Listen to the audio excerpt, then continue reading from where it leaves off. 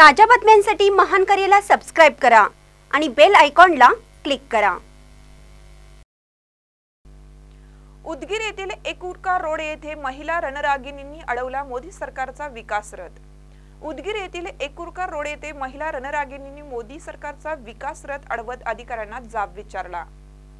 मौजे एकुर्डा रोड येथे आपला संकल्प विकसित भारत या नावाखाली विकास रथ संपूर्ण महाराष्ट्रभर फिरत असताना गावातील गंगूबाई कंचे यांनी मोदी या नावावर आक्षेप घेत भारत सरकार किंवा केंद्र सरकार असायला हवे म्हणत मोदींनी केलेल्या 15 लाख रुपयांच्या योजनेचं काय झालं, सध्याची बेरोजगारी, शेतकऱ्यांच्या समस्या अशा अनेक विषयांवर प्रश्न विचारत आलेल्या अधिकाऱ्यांना निशब्द केले।